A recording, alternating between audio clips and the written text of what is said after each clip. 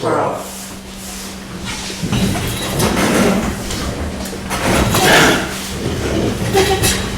All right, the first order of business, seeing as this is our organizational meeting, along with going over the warrants for the special town meeting, is, I'd like to take a minute to introduce ourselves. Lee, you want to start? I'm Lee Robitor. I was an alternate last year, and this is my first year as a full member of the Warrant Finance. Been a resident of Acton, Maine since 2018, and live on West Shore Drive. Dennis Long, newly elected to the Warrant Finance Committee this past town meeting, and I've lived in town my whole life. Leslie Berland. I've been a year-round resident for 10 years. We've owned property since 2001. My husband's been coming up here all of his life. This is my second term on Warrant Finance. Joyce Bakshi, resident for 25 years here. This is actually in the middle of my third term. I came on this committee, second term, I came on the committee in 22. Joseph Rumer. I live in San Page Road. I've lived in the town for just about 50 years. And I've been on the Warrant Finance at least one term. And it's an interesting spot. I'm Lori Woods. I live on West Shore Drive. We've lived there for, I think, 6.5 years. We lived in Shapley for 30 years prior. And I'm newly elected, so this is all new to me. We still have 2 open alternate positions. If anyone out in TV land is interested in joining us, we would appreciate it. Now, next thing is election of officers. So the first officer would be the chair. And do I hear any nominations? I nominate Leslie. I'll second. Okay. Any other nominations? No? Okay. Hearing that, all in favor? All opposed? Put your hand down, Leslie. Congratulations. Yeah, thanks. The next one is the vice chair, and I would like to nominate Dennis. I respectfully decline, Leslie. And my reason for that is my last term on the Warrant Finance Committee, there were some things that I stated that the Board of Selectmen didn't like, and at that particular time, I was chastised a couple of times for my statements, and I think me being any officer might be a negative impact on the committee, and that's not why I'm here. So I thank you, but I respectfully decline.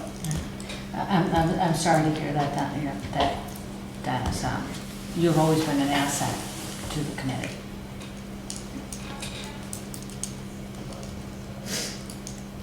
Okay, nominations. Nominate Joyce. I'll second that. Any other nominations? Hearing none, all in favor? All opposed?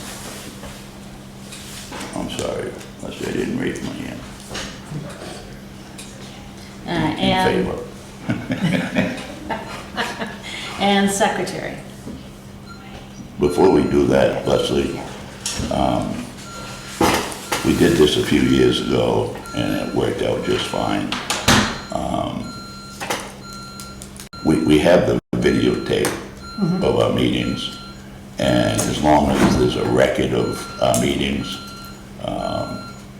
personally, unless somebody jumping up and down, they want to do the job, I don't really see any reason for somebody to have to do that. When we get into the budget process, our investigations that we have to do with the different departments, and as you know, it's a lot of work, and adding any more burden onto a member, as far as I'm concerned, unnecessarily. I don't think it's fair to the members, and I would make a motion that we don't have a actual secretary. Do I hear a second?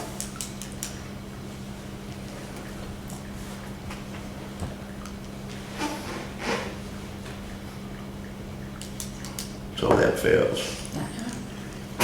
So somebody don't want to be secretary, I guess. Lori, Yes. I'm not going to nominate you without asking you.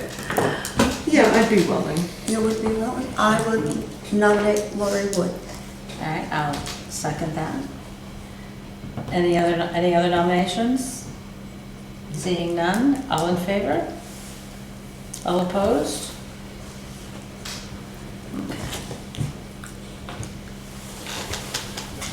All right. Excuse me, Leslie. Lori, I've done that job for quite a few times. And to make it easy, since we put you in the deep end right away, I will give you a few of the old minutes. Oh, so you can see, Format. Okay. you know, format can be your own, but what we need, Yep. and, you know, Perfect. no verbatim conversations are ever necessary because we have, Yep, the video. concise. right? Thanks. Thank you. All right, next thing is the appointment of the liaisons. You know, bearing in mind that we have 2 open positions, this may change at some point because we're gonna have to double up a little bit to get every department covered. And in the past, we've kind of like did things like, someone will want to take the fire department and they would be the liaison and so on. So, and who would like the fire department? I do that. All right, Dennis? I've never done the fire department before, so it'd be new experience for me. Okay. Land use? I'll do the land use. I'd like to do the municipal department.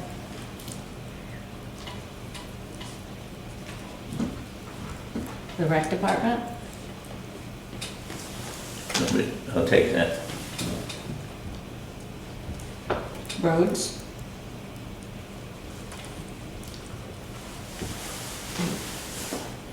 I can do the roads. Okay. All right, the school? I'll do that. Should we have more than one on the school because of the size of the budget? You can do that. Do you want a new offering? I'll do it, Joyce. Okay. Okay, that's a great idea.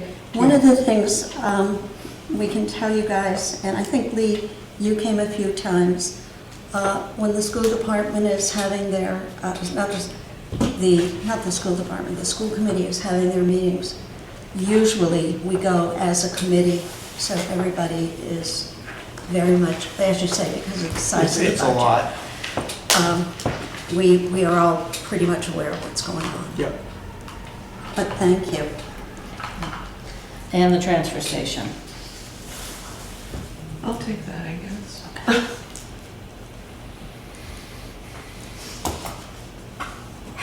Okay. Next thing is the review and adoption of policies and procedures. And I did a little packet for everyone. Most of us have already seen these, Lori. So this is something that a prior committee put together for things that we strive to do. The first thing in the packet is a mission statement, and we actually took this from the school, which we thought was a good thing. And the school reads this mission statement before each meeting. So, I'm going to, so why don't we just go through it. We will strive to work together as a committee that values the municipal budget process. We will strive to be fully present at the meetings by becoming familiar with the materials and being attentive. We will strive to invite and welcome the opinion and contributions of every member, to listen and be respectful to one another. We will strive to be involved to our level of comfort. Each member is responsible for airing disagreements during the meeting rather than carrying those disagreements outside the meeting. We will strive to operate in a collegial and friendly atmosphere. And we will strive to be responsible for examining all points of view and acting in the best interest of town meeting at all times.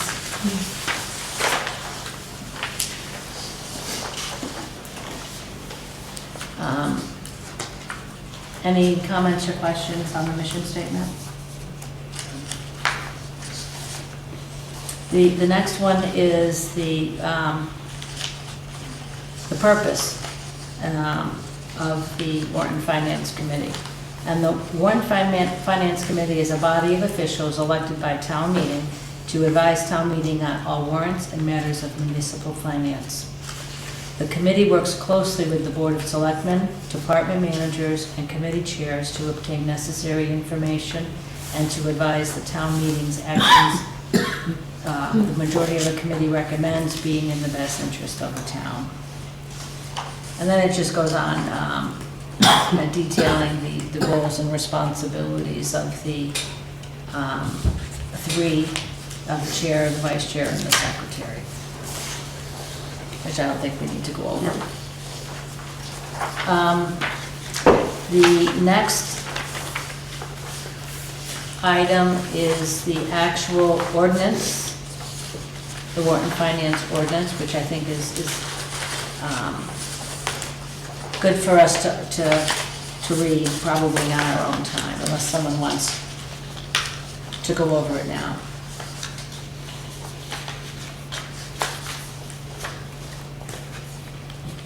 Anyone? No, I'm all set. You're all set? Lori? Okay.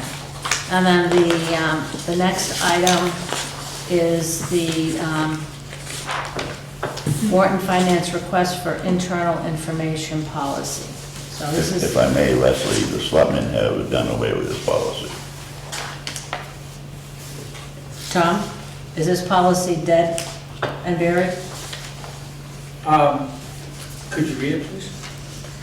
Yes. Any member of the Warrant Finance may make a request for information of any department in town to the chair of the Warrant Finance Committee. The selectmen have waived the need for the Warrant Finance Committee to vote on said request.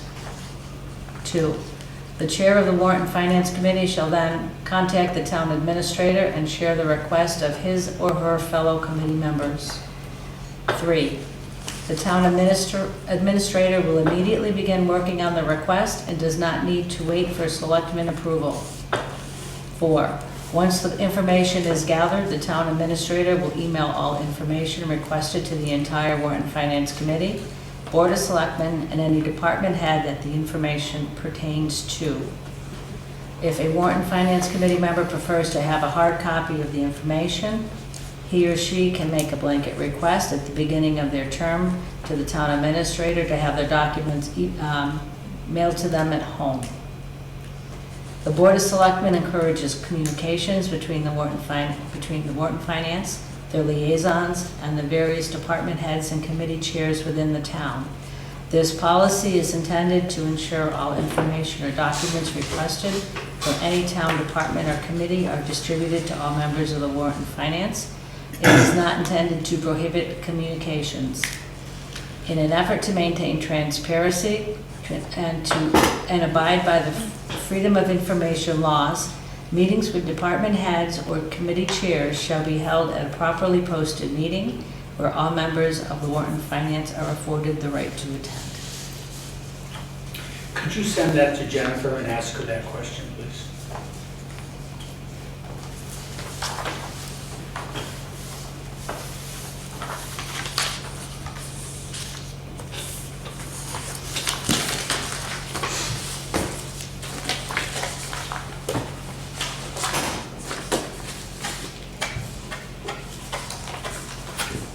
When you get the answer to that, you'll email that out to all of us. Yes, I will. Thank you.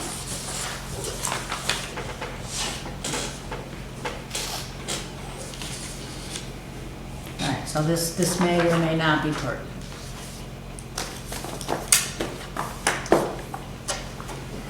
Okay.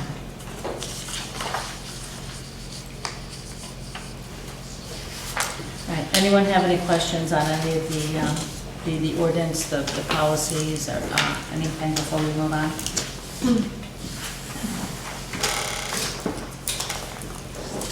Okay. The meeting schedule. Do we need to have a discussion about the meeting schedule at this point? Well, I have a question for Tom.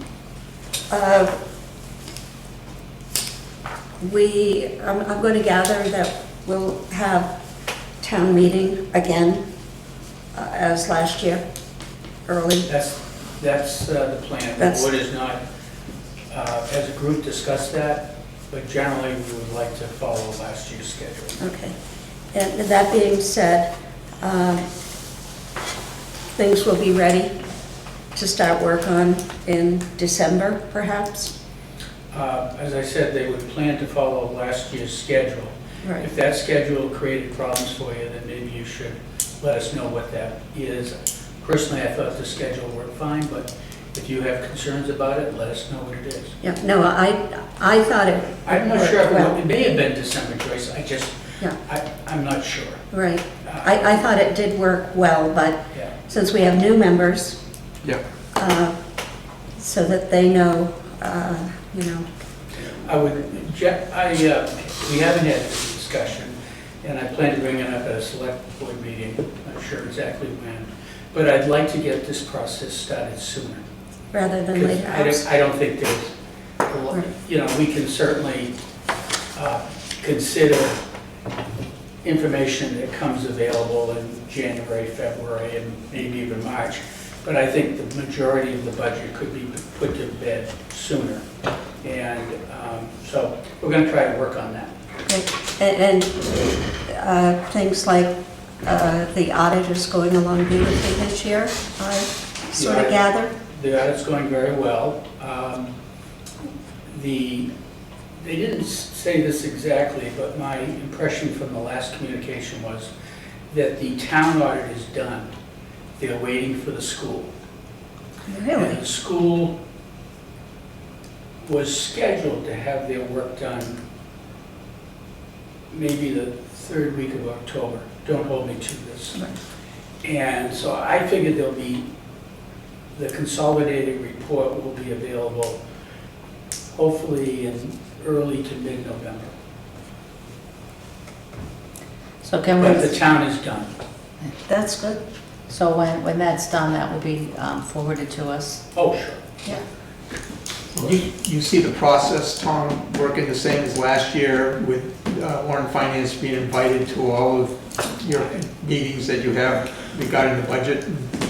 Again, I think I can't speak for the select board, but I believe the select board very much liked what happened last year and would like to have a similar process for this coming year.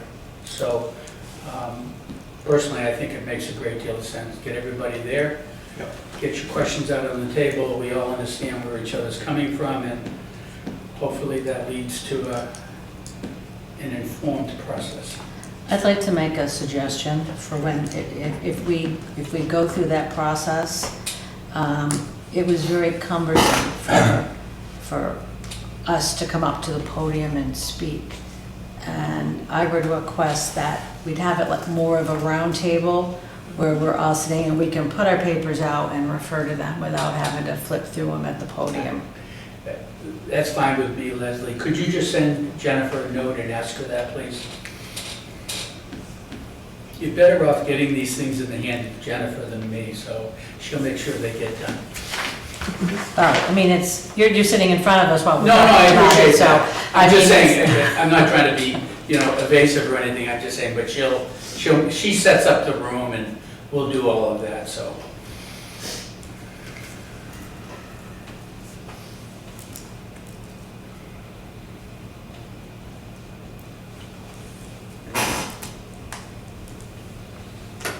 Did anyone else have any observations or suggestions as to how to make that, that process? I mean, I thought it worked very well.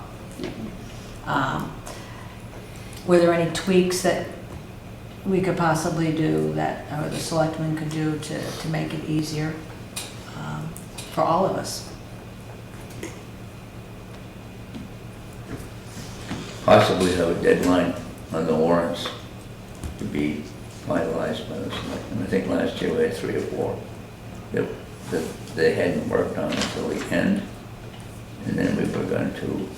I think that's, Joe, I just think that's the nature of the beast, That- where, things happen, things come up, people think of things that they hadn't necessarily thought of, or, or. Yeah, I think that's the nature of the I think it's just, It's a fluid process. yeah.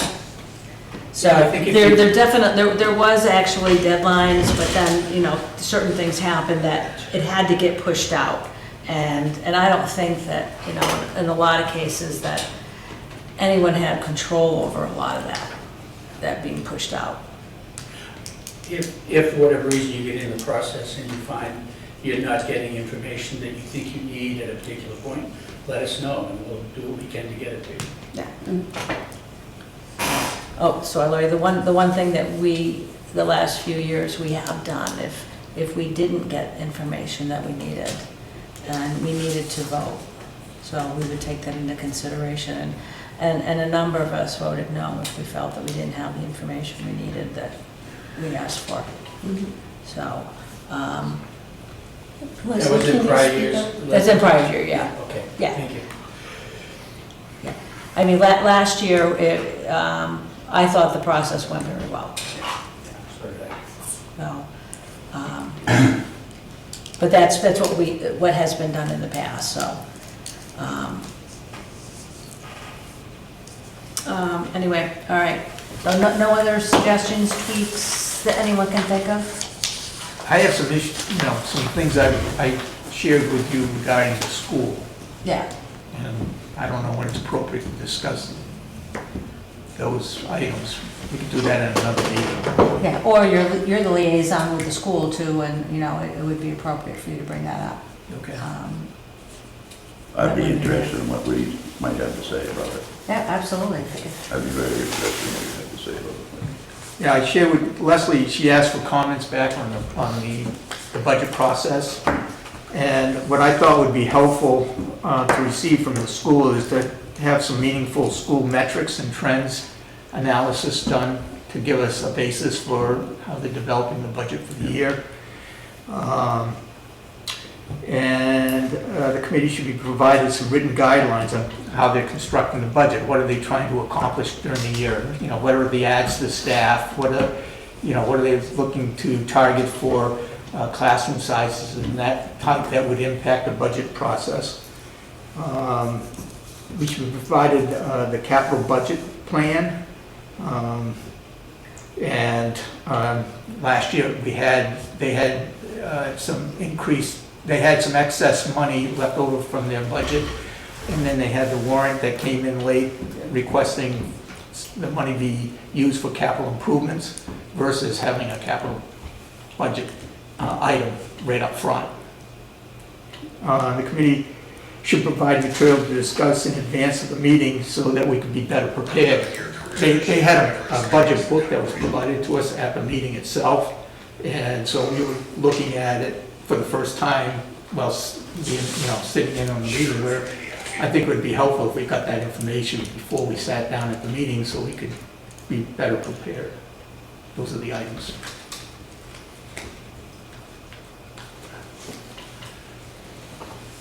to follow up on that, Lee, I understand everything you're saying. And this is my only concern with the process that the municipal land used last year, is you don't have the information of what they're gonna do until the night of you don't have that information in advance. You know, you come to the selectmen's meeting as a warrant finance committee member, and then they say whatever it is, then you can get up and ask questions and stuff about it.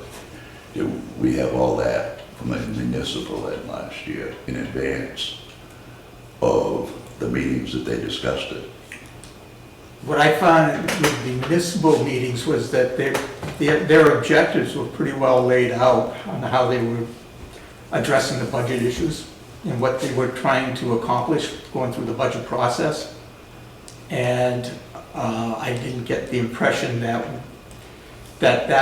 particular portion of it was dealt with at the school budget process Dennis, in our presence. Yeah, I mean, we were handed a book, yeah, and they did a very good, very detailed explanation of line item by line item on what was going on, but I didn't feel like I had an overall grasp of what the school was trying to accomplish in the budget process up front, so that we would be able to understand the components and how they were put together to accomplish what their goals were in creating the budget for the coming year. so what you're asking about is, for example, I'm just trying to understand where you're Yep. going.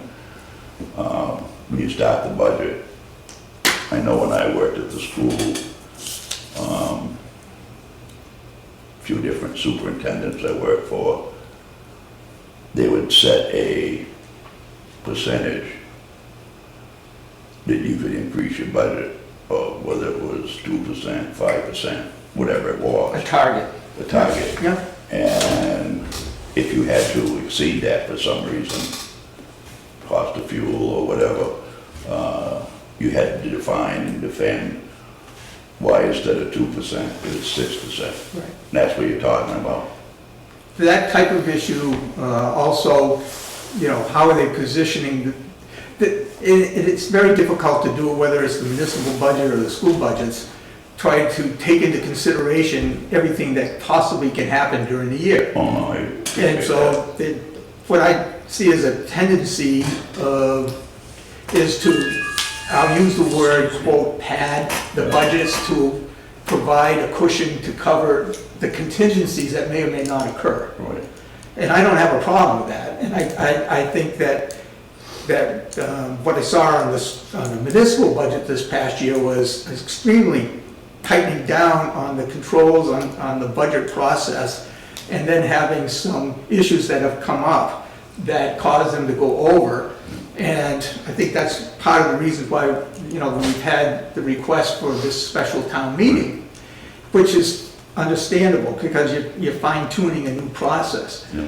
What I'd like to see on the school side is, okay, we got all these contingencies built into the budget, but if we're gonna give you those contingencies, then the understanding is that that money, if it isn't used for the contingencies that they plugged in to cover, then they should come back to the town and not be transferred into other uses.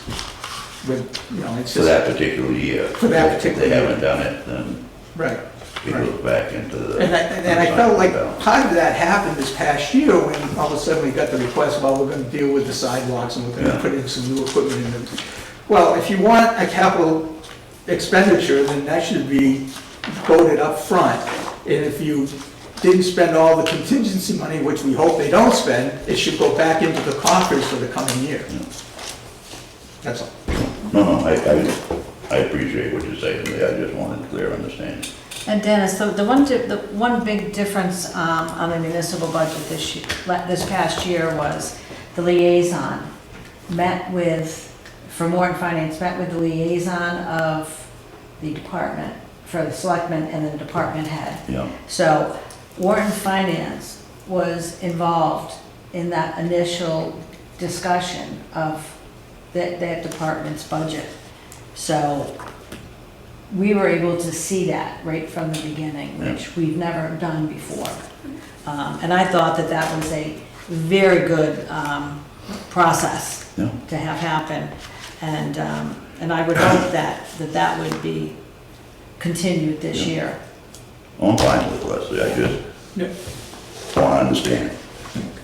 Yeah, and I think that's more what Lee's alluding to. That's what I liked about it, because I understood what they were trying to accomplish, and, you know, it takes time to move the ship, if you want to say that, when you're doing a budget process, to fine tune it to make sure it all works, and I think that there was a learning curve this past year, and I think a lot of that will be addressed in the coming budget process. Yeah. So you're thinking, Lee, that it's, for lack of better words, two issues. One is the operational budget and the justification for whatever it is for that. Yep. And the other one is their capital improvement budget. Yep. Those are the two things that you want to be looking at, Well, yeah, that's what it is right. and what the costs And the are. capital improvement plan is something I know that's been discussed by the Board of Selectmen. Right. And it takes time to put together, and that includes the roads, it includes all the equipment for Oh, the of course. fire department, it includes what's going on up at the transfer station. And you know, once you get all those pieces together, then instead of having the roller coaster ride of funding a $250,000 fire truck one year, you start putting $50,000 aside or $25,000 aside to have a replacement reserve to take care of it and smooth out the process. So I guess this is what I was saying earlier about the same expectations for the municipal end. They should also have a capital. And I think they're working toward that. Yeah, okay. Absolutely. No, I'm fine with it. Tom, do you have any idea what the surplus, if there's gonna be one, is going to be? Do you have a ballpark on that? I have a preliminary profit and loss statement given to us by our accountant, our outside accountant that's been working with us last year. I have not seen anything from the auditors, and I don't know what, if any, audit adjustments have been made. That surplus that's reported by Mark Roy is around $770,000. So that may or may not be what the auditor. That's right, I just cautioned you, I don't, Yeah, and I understand that, that's why I'm asking if you know, if you had a ballpark as to what you were anticipating it Yeah. possibly could be. that's what he's showing now, and he's done such a thorough job that I would not expect the auditors to find much. Okay. So we have a lot of room to look at the budget process as far as we're over budgeting. Well, that was true for 2024. If you remember, the current year, 2025, we took a red pencil to that budget. Right. So I'm hoping that the 2025 will be significantly less. And a good portion of that came from the road accounts. So I don't expect that to continue. And I think that may be due to the fact that we had a transition with, road agents this year, going from 2 to 1. Yeah. We haven't gotten a full analysis on that yet. But Okay. winter was light, as you may recall. Yeah. And so that was a component of it. But there were other areas that I think we still need to do some more work on. Yeah. And there was some excess revenue. Yeah, I mean, I did an analysis last year on revenue over budget, under budgets and expenditure over budgets. And I think I gave this to you at one point. I think you did. Yeah. I mean, and I know that there was a great deal of work and thought put into last year's budget, much more so, I think, than in prior years. So that's why I was curious as to it's too high. And we, at least I don't want to see that again. I hope we won't this year, and I hope this year we can work on a capital plan, and then that will tell us what we need as a surplus. Yeah, I mean, and I think that. Maybe we need it, I don't know. But at the moment, we don't have any,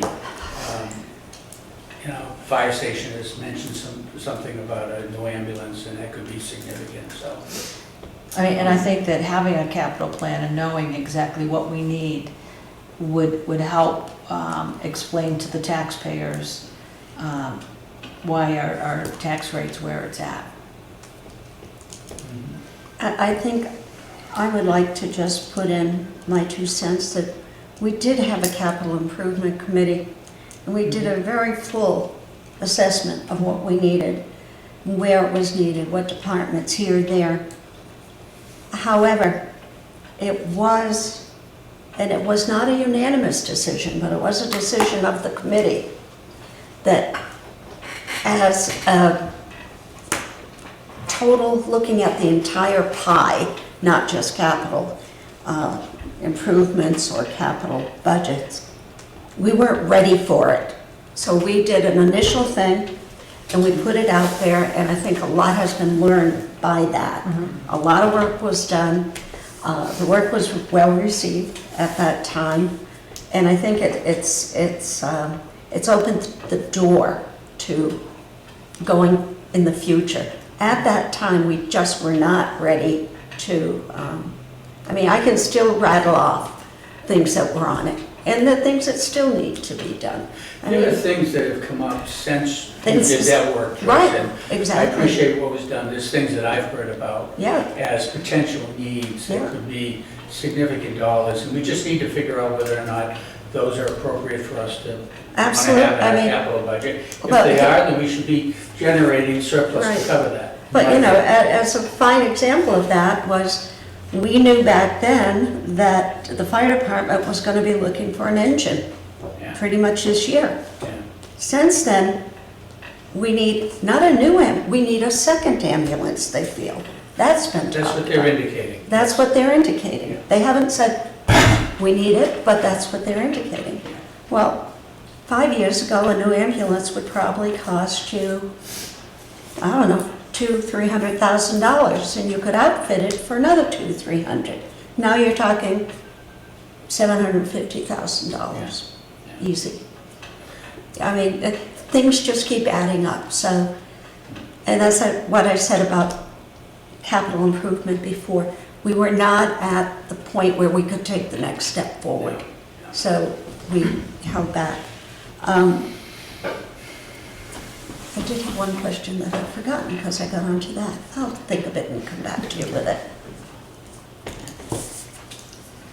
Leslie, if I could go back to a previous item. Yes.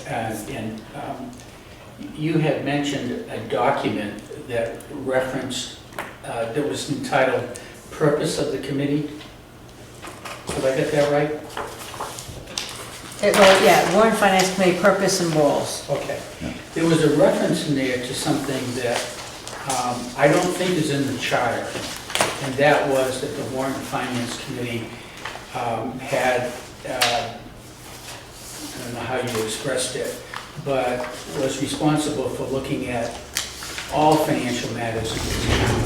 I don't think that's in the article, in the ordinance for the Warrant Finance Committee. So if you could go back and look at that, I'd appreciate it. I think it's an expansion of the scope beyond what the ordinance for Warrant Finance says. Did I hear that correctly? When you said it was to look at all warrants and Matters of municipal finance. matters of municipal, it's that last part that I don't think is within the ordinance for Warrant and Finance Committee.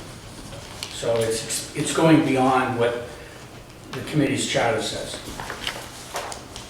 What do you mean, Tom? Well, the purpose, as I read the ordinance, is to review and render an opinion on warrants. It's not to look at all financial matters within the town. Which is a much more significant scope of responsibility than I think the charter lays out. I say charter, I think it's an ordinance.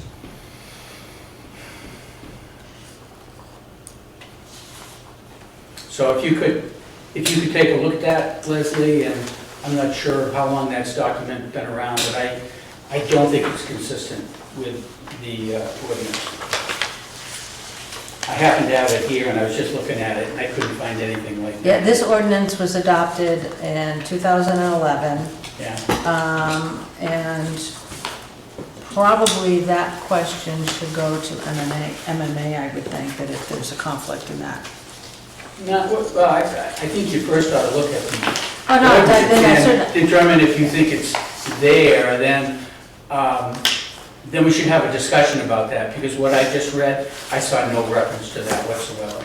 It was all about warrants. I agree with what you're saying, Tom, that's exactly what it says. However, if you don't understand all the finances of the town, how can you effectively make recommendation on the finances and the warrants if you don't understand the complete finances of the town and where that'll lead to people? I'm not sure. It's just, I just see a conflict there, Dennis. I understand your point, and I'm not suggesting that the Warrant Finance Committee needs access to all the information that is within the various warrants, no doubt about that. But to talk about the entire financial, I'll call it, operations of the town, that goes well beyond warrants. And so maybe we should have a discussion with the select board about that, to at least maybe we could hear what your interests are, and maybe get a little more definitive about that. But, for instance, this would suggest you should be looking at investments. You should be looking at receivable management. You should be looking at accounts payable processes. You should be looking at town's finances is very broad. Warrants deal with the budget, as I understand it. It deals with the operating budget. And not the revenue side, but the expense side. So that, to me, is the focus of the Warrant Finance Committee.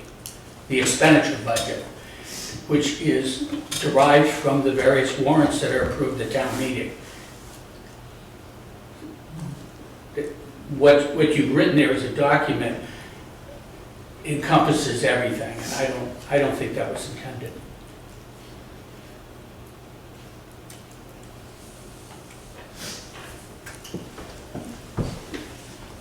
So,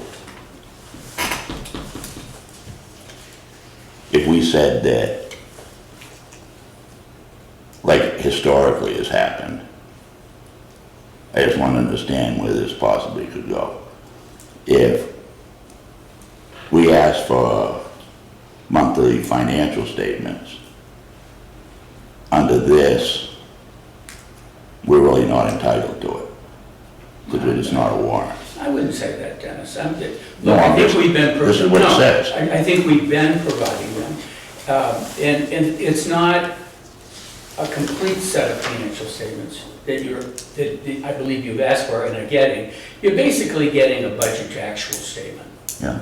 And absolutely, you ought to have that. I think it helps the committee go about doing its job. But a set of financial statements is much broader than that. So that's what I'm trying to get at, that I believe the scope of the committee, as I read it, is about warrants. And as I've come to understand warrants, they are for the expenditure budget only, not revenue, not other aspects of the balance sheet and town's finances. it doesn't necessarily cover a capital budget, because we have never put that in as a warrant yet. Some of those projects make their way into a warrant, but a capital budget is not. So I think it's appropriate to have it, those documents reflect what, am I using the correct word, ordinance? Oh, yeah. Yeah, what the ordinance states. And, you know, that ought to be your charter and your purpose. And it shouldn't go any further than that. If you think it should, then maybe we could have a discussion with the selectmen about it, and, you know, maybe they would agree, and I would prefer not to take it to MMA. Let's try to resolve any differences there are internally before we kind of take it outside. If you have to take it outside, then we can, but I hope that can be avoided. Have we asked for anything that you didn't feel was within our scope? No, not at all.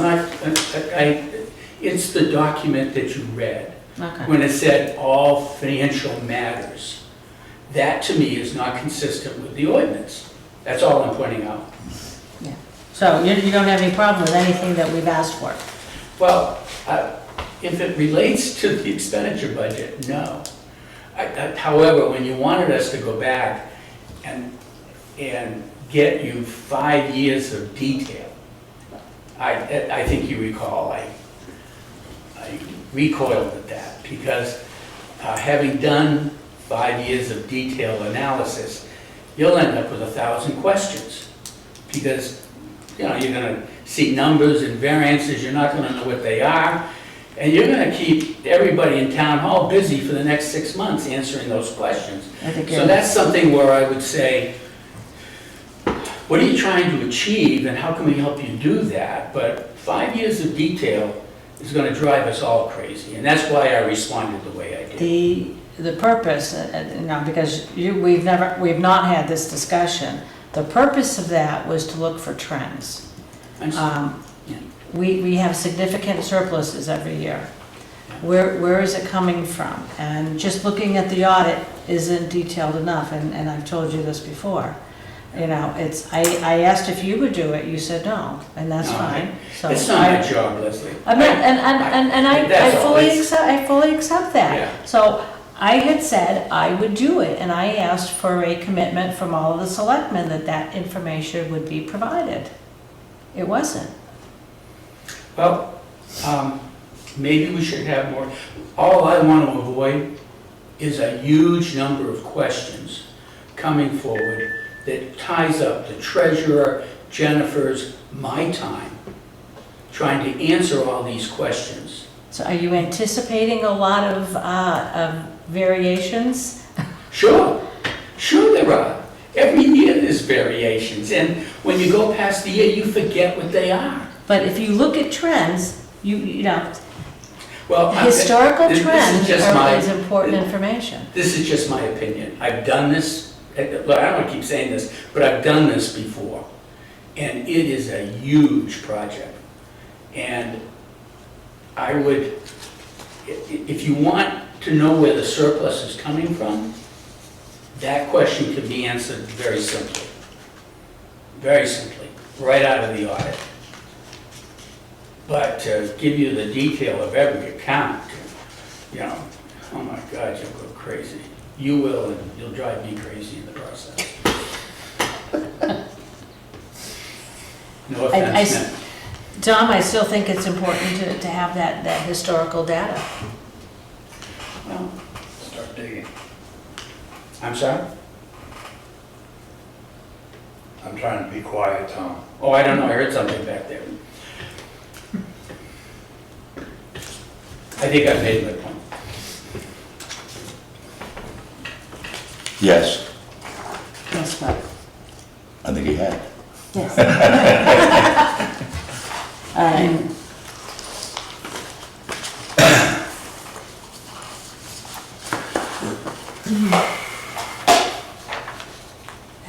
Did we even talk about meeting schedule?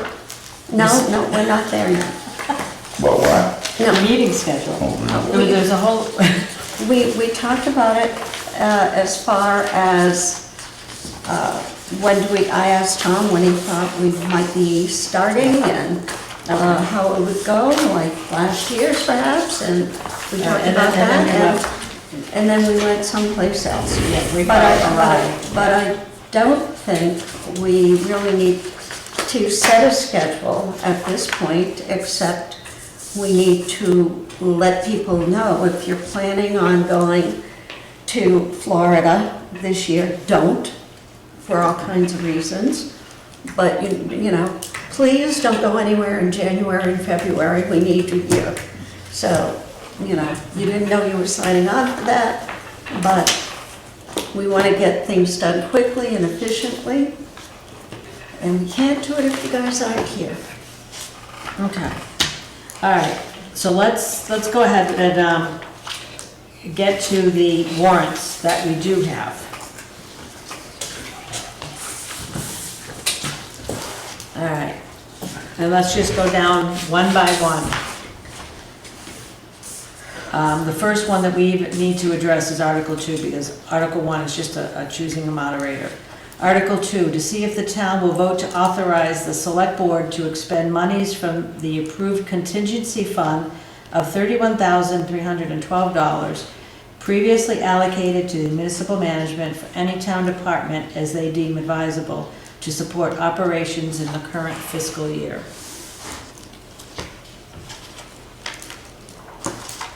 Tom, did you want to speak on this at all? I think it's pretty plainly written.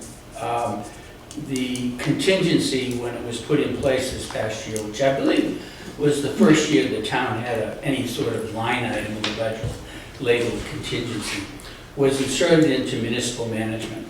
And what we're looking to do in the future is to have that contingency available to be expended on any line with the approval, any budget line, roads, fire department, municipal management, whatever, with the approval of the Board of Selectmen. So it would happen at a public meeting, it would be announced and discussed, but that they would have that discretion.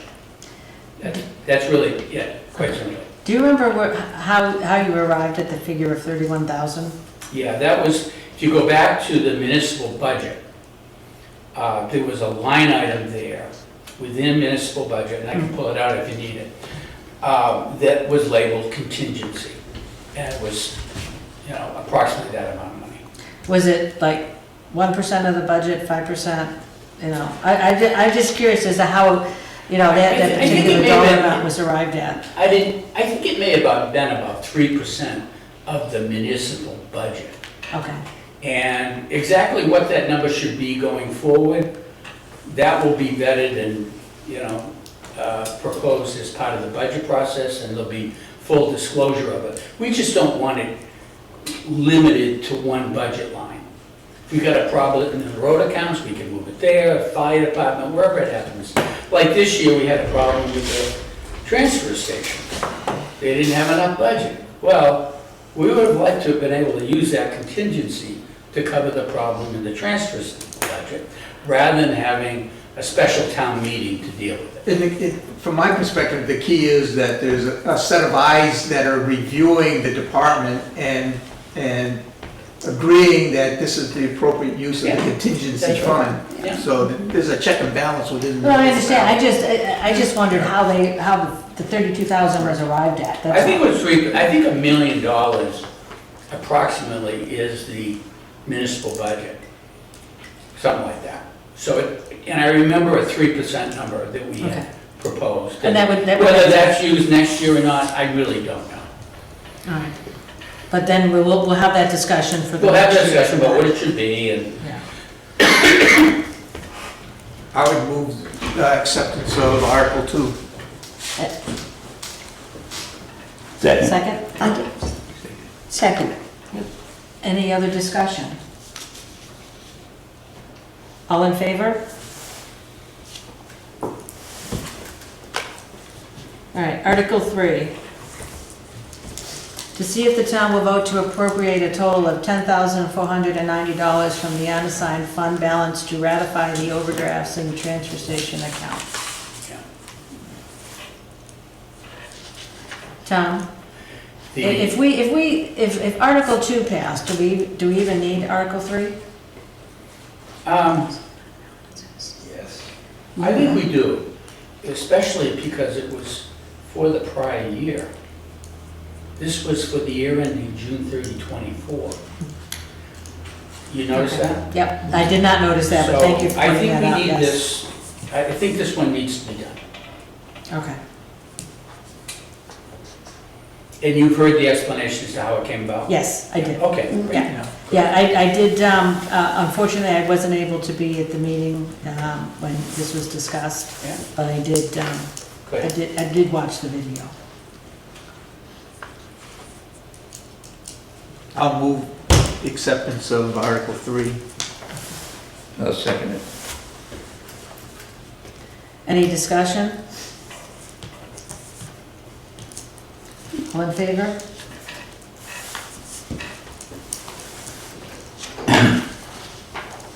All right, Article 4. To see if the town will vote to appropriate $14,150 from the unassigned fund balance for transfer station expenses for the current fiscal year 2024-2025.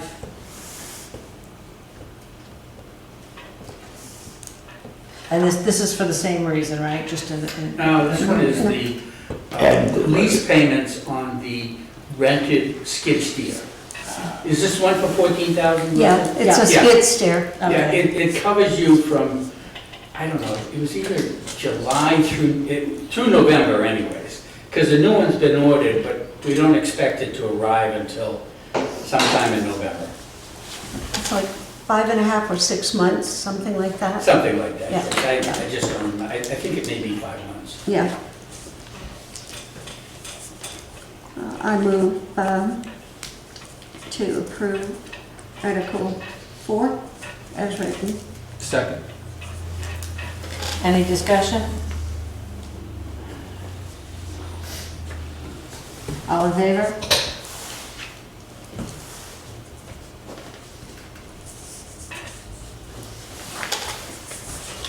Article 5, to see if the town will vote to appropriate $55,819 from the unassigned fund balance for the purchase of a skid steer. Tom, which one did we end up going with? It was a Kubota. That was Milton or something like that? Are those the guys from Milton? No, No, that- it's an MB tractor, they're Oh, like okay. they got multiple stores all over the place. Yeah. Some was worth, some was worth. I think they're up And in this- Gorham too. This is a new one, right? Yes, Did we look to see about the, looking into perhaps a used one, seeing as it doesn't get a whole lot of heavy usage? it was discussed a number of times. In the end, the select board came down to the conclusion that a new one would be in our best interest.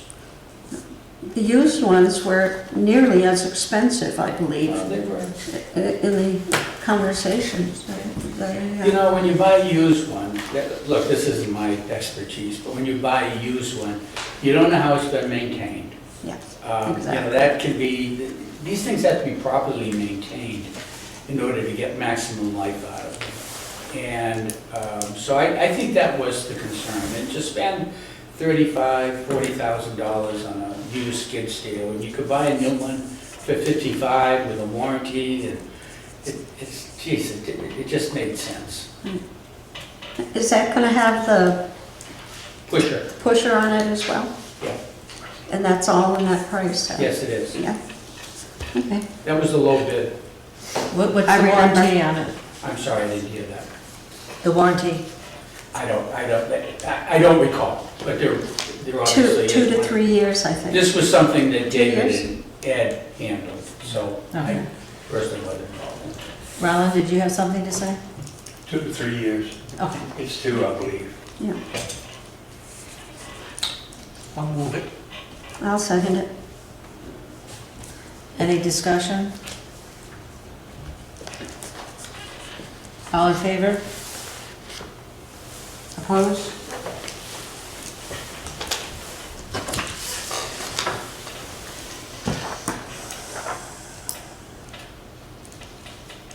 Article 6, to see if the town will vote to appropriate $90,000 from the unassigned fund balance to increase Acton's law enforcement service with the York County Sheriff's Department and purchase a new patrol vehicle.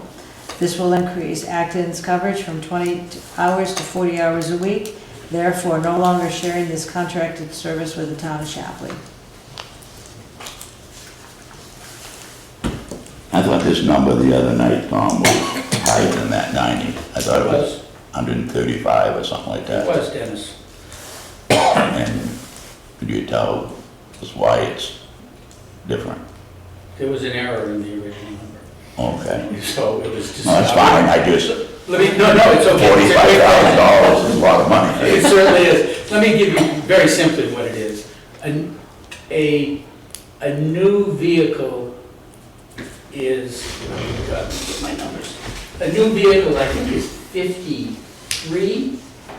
Yeah, something like that. And basically, we're talking about an additional 20 hours for 6 months, which is $37,000. So those two come to the 90. And you know exactly how it got to 130. Let's put it this way, we know it's 90. So Okay. there you go. I'm We fine saved with it. $40,000 in the process. Yeah. It was looked at a whole year, not a portion of it. This takes us through June 30, although the contract will take us through December. December. So part of it's in this year's fiscal budget, which is what you have in here, and part of it's That's going to be in the next You'll budget. see it in next year's budget. I'll move it. I'll second it.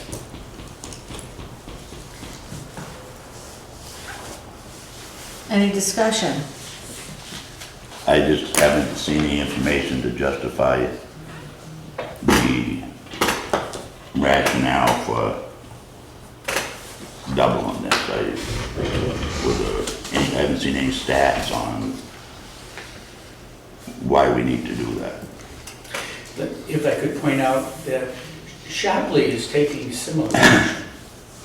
And if they do this, we will either not have an option or we'll have to do a full-time officer, because the sheriff will not give us on our own a part-time officer, as I understand it. So Shapley's going full-time, so it kind of means we're going full-time too. That doesn't answer your question entirely, Dennis. I understand that. But If I hear you there's a correct, practical side of this as well. we don't have the option of a part-time sheriff going I don't forward. believe, I've been told before that they would not do a part-time officer. When does this take place, the full-time, the sheriff? When does the full-time sheriff start? I'm sorry, when did the full-time sheriff what? Start the, It hasn't started yet. It would start January 1, Yeah. 2025. I think, Tom, I've had a lot of questions that make me pause. Well, so we're going to have, we're going to have somebody there 40 hours a week, so there's never going to be any crime between 8 and 5. I think this is just kind of a public service I'm asking you. I think everybody should know. Those 40 hours are going to be here, here, here, and here. Not necessarily a block of time, I would imagine.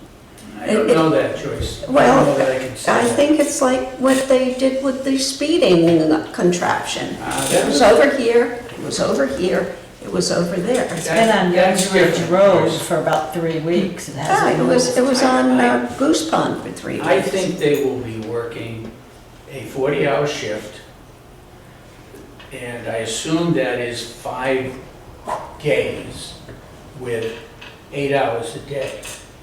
1 week, that might be, during the day. Yeah, Another, during the weekdays during Yes. the day. Another week, it might be Wednesday through, would that be Monday? I don't know. Wednesday whatever. through Tuesday, sure. Or you could see them in a second shift. Right, So but that's I what don't- I'm saying. I think that's where the variability comes. Right. But I don't think you're gonna find it working 4 days, 4 hours one day and Oh, no, 8 no, hours not, another. that's not what I meant Okay, at all. fine. That's not what I meant at all. What I meant is, some people will say, oh, so all the crime in Acton is gonna be, between 11 o'clock at night and 6 in the morning. Well, statistically, that's when all the crime is anyway, if you look at it. But, and the other thing is, how much crime is there? People are really curious about statistics. Well, you sit there and listen. Well, I did- look, I don't want to get, because I know everyone's got their own sort of take on it. Personally, when I listen to the police reports that are written, that are recited by Jennifer. Yeah, I Once do a too. month. Yeah. And I know it's, some of it's Shapley, but,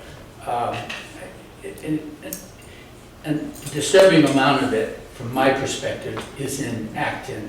And it's not just petty crime. There are domestics, the rapes. The summertime, you go from 2,500 residents to how many? I've heard 8,000. I don't know if that's true or not. I don't know how anyone figures that out. But there's a doubling and or almost a tripling of residents during the summer. I mean, you think about it, a town of that size getting a 20-hour shift, that's just my own personal opinion.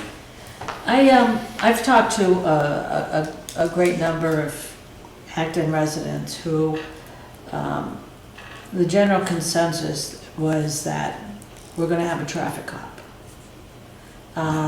So I did some looking on crime stats.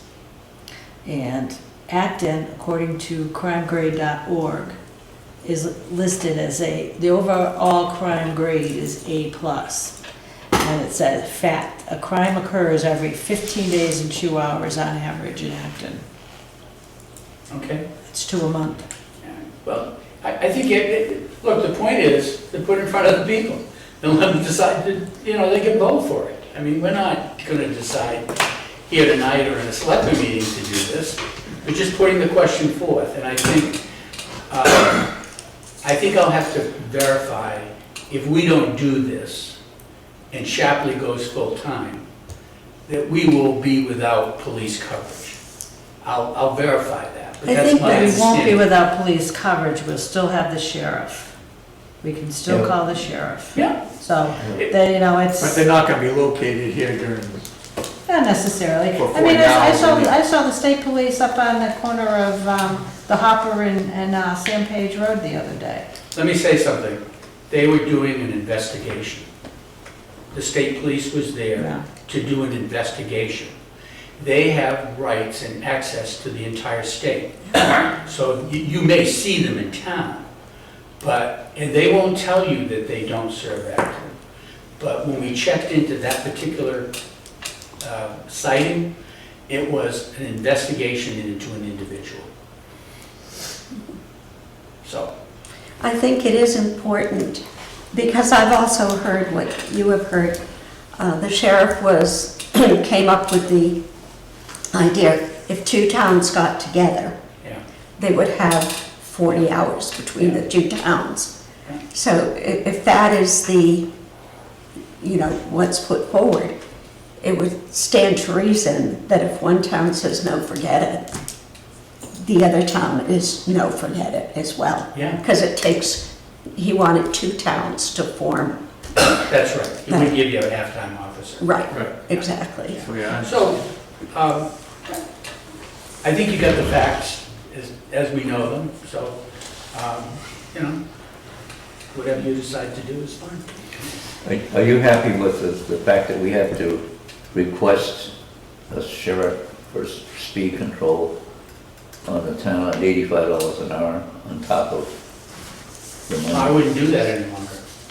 But you did do it, Sure, and it was effective. it was very effective. Okay, well, in negotiating your contract, is there any way you can clarify that the need in the town is perhaps not on your road, because you're in a back road, but people speed?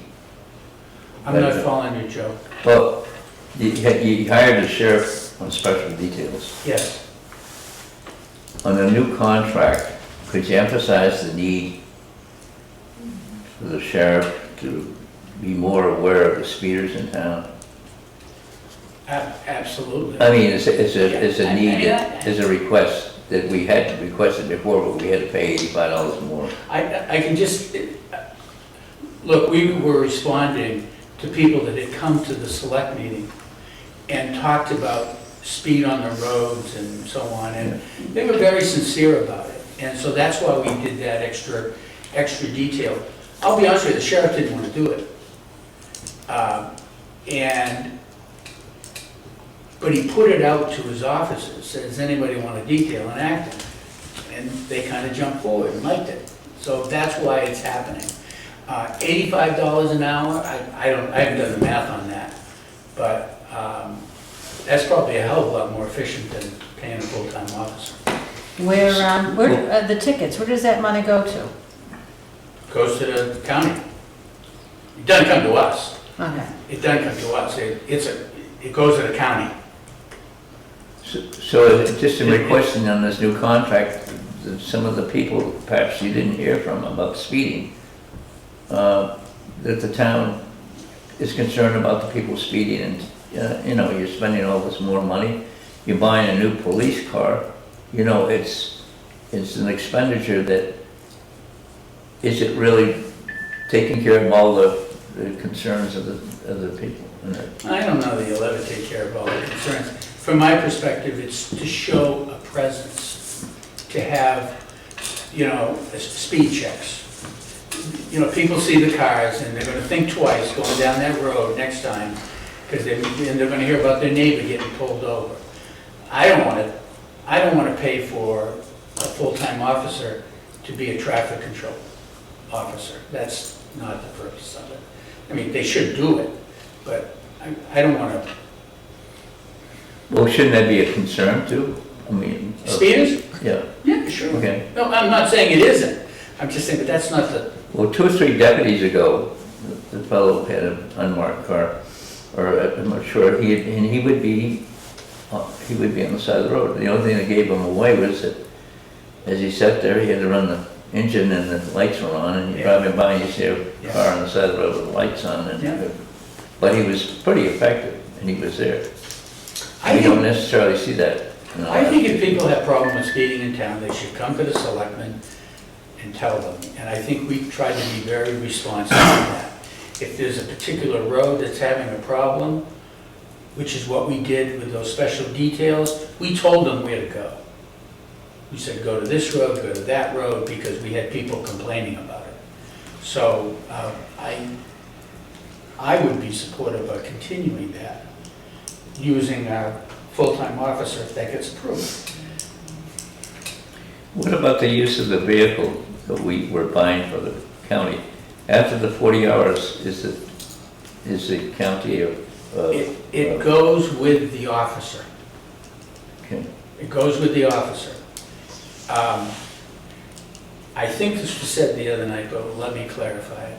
The sheriff said you cannot use that vehicle after June 30. We will not put an officer in that vehicle. It doesn't meet our standards.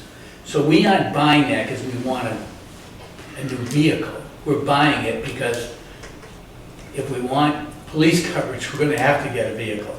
Okay? Let me clarify though, after 40 hours, Yeah. the town of Acton sheriff is called to an emergency or whatever, is that car available to the use of, In some other town, Joe? yeah, or anywhere else? If he is called, that is his vehicle. So he can use that vehicle to go to wherever. And in that vehicle, it is assigned to him, he takes it home. That's the way it works. I didn't know that, but that's what I've been told. So, the way I understand it is, if we don't approve this, we have no coverage at all. Or if we approve it, we have 40 hours of coverage under the conditions you just. That's right. So, It's not true, we don't have coverage. well, you have We don't coverage have going a through the general dedicated call-in, Officer for 20 but you're not gonna have You still any presence. You still have, you can still call the sheriff. Right, I understand that, but you're not gonna have a presence in this town unless you make a call for a Not specific. necessarily, I mean, they could be out here. I've seen York County sheriff's vehicles without the Acton Chapley on the side. I've seen them. Hmm. Okay. The other thing is, the other building next to the fire department, the sheriff is that an office that, do we rent that to him, or they I just think have? that, no, it's not rented to them. Okay. I think we need to have a discussion with the fire department about that building and the extent to which that's available to a deputy. And we have not had that discussion yet, and I think the fire department, has traditionally thought of that as their building. It has been used by the deputy, part-time deputy, the 20-hour deputy. But when we go full-time, I think out of a courtesy, we need to have that discussion with the fire department. Is it just for the deputy, or is it other sheriffs over there? I've seen that. I I don't mean, I've seen a believe car they're parked using there it. longest time. I don't know if they're in there having coffee. I don't know what's going on. Yeah. But we'll clarify that, Joe. Well, it's something that people question too. Yeah, I agree. I don't have all the answers to these things. Tell you what I know. Do we have a motion? We have a motion. The motion has been made. Lee made the motion to accept as written, Joyce seconded. Any further discussion? All in favor?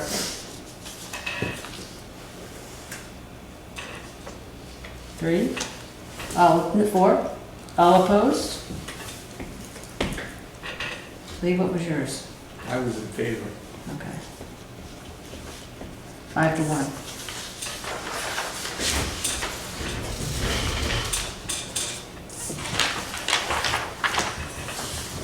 Article 7, to see if the town will appropriate $41,215.45 from the unassigned fund balance and place in Peck Road Reserve account to finish the reconstruction and paving of the portion of Peck Road from Milton Mills Road to the dirt. Any funds remaining in this account after the completion of the repair, no later than 6/30/2025, shall be returned to the unassigned fund balance. Tom? I mean, I understand what this is, I just have one issue with this, and I realize that this was it was the same language that was used in a prior article, with the one that says "to the dirt." I think that the language should be a little more clear. I think we had asked that mileage be put in. But I understand why this was just pulled from the. I remember you were asking for that, and I don't know why it didn't get done. Yeah, so, anyway, so it's just just a little bit of clarity in the language. Well, we can certainly get that information, but it's not going to be in the article. No, It's got to get done. I'm not, I would not expect you at this point Yeah. to change it. Yeah. I'm just, I heard that and I was just like laughing, I was like, oh my God. It does, the road goes from pavement to dirt. Well, I mean, It's around the corner, you know. there's a lot of ambiguity, yeah, you'd say that one, yeah. Ambiguity. In that phrase, and, so, to the dirt for me could be one thing and for you for another, and so it's just a just a little bit more precise language in the future. Anyone else? We don't have a motion yet. I'd like to get a motion. All right. I'll make a motion to accept Article 7 as written. Is there a second? I second it. Okay, all right, Dennis.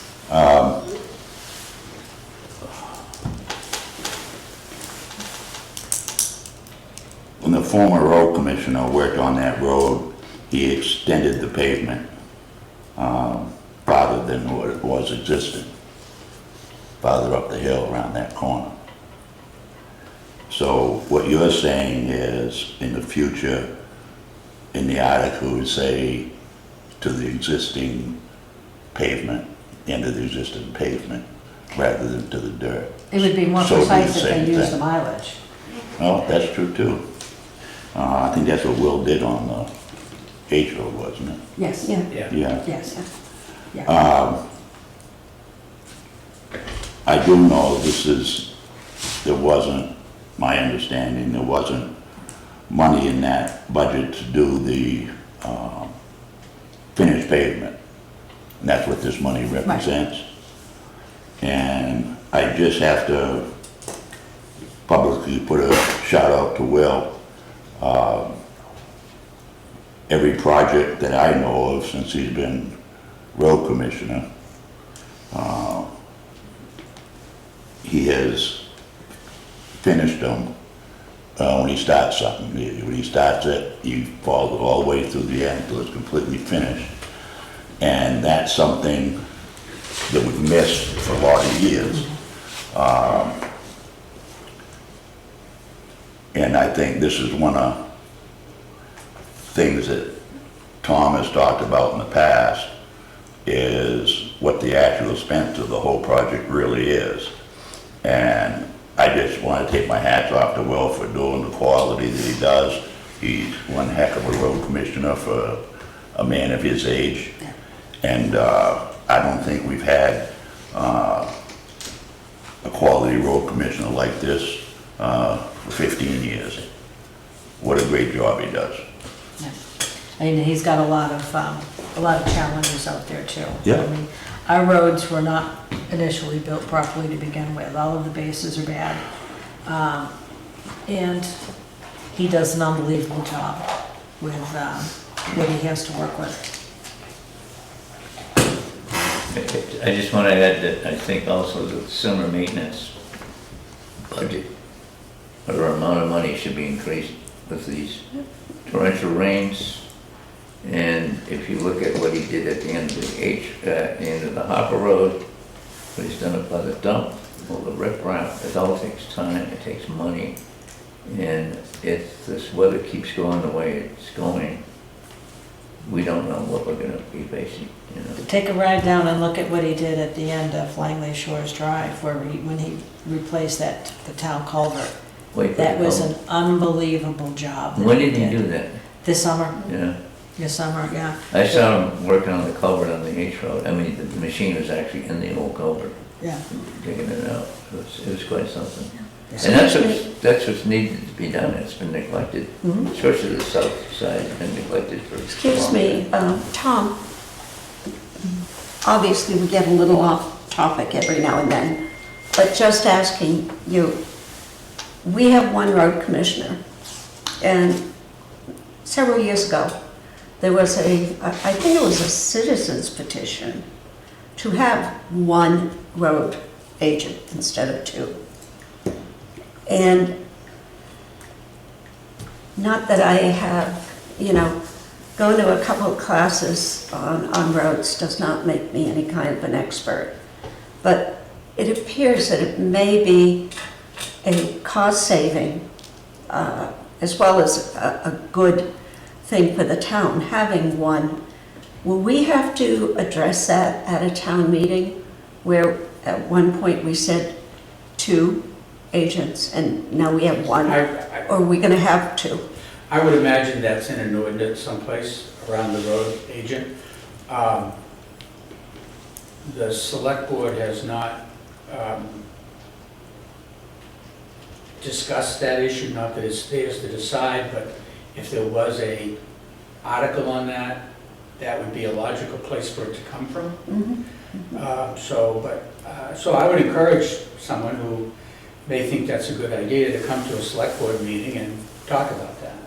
Personally, I think it's a smart thing to do. Traditionally, they've split the budget. And they've done that for, well, I don't know what reasons, but they've split 50-50. And It's my understanding we have roads in one district better than another, that are in better condition than another. And that's a byproduct of splitting the budget. Right. So we end up spending money in one district when another district may be in a greater need. And I think if you put it all together in one budget, then hopefully someone could allocate that in a way that serves the entire town best. Thanks. So,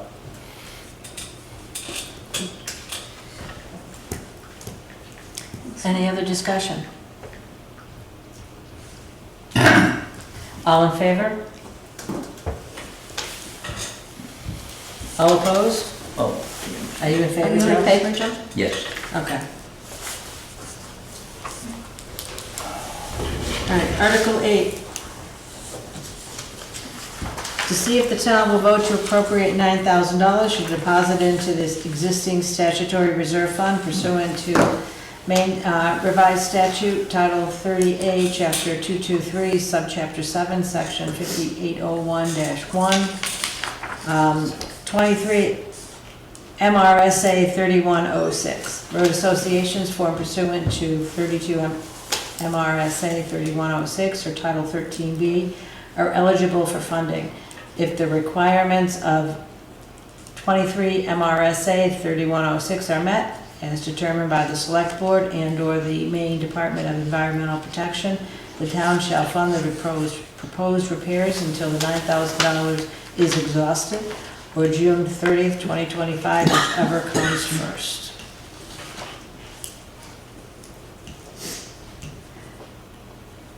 Question, Tom.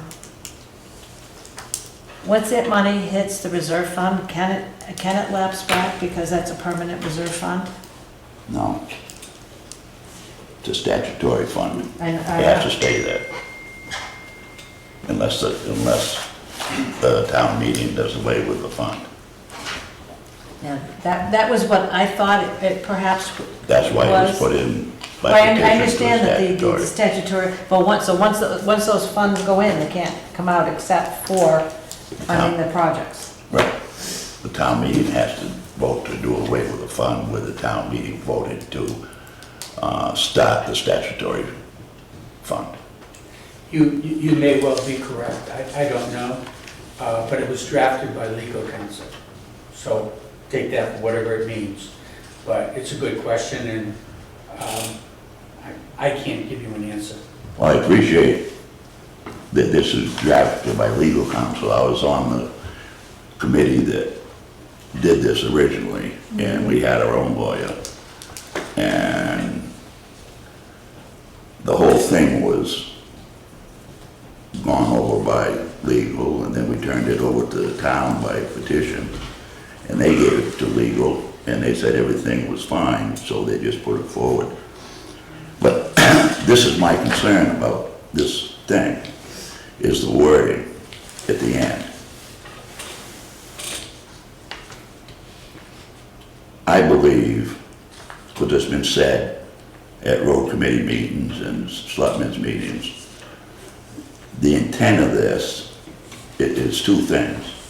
One, to maybe put enough money in there to get to the end of the fiscal year, assuming that only three more road associations will apply. And that would get them to the end of this fiscal year. Right. But the way I take the rest of this is that we'll be voting to do away with this statutory fund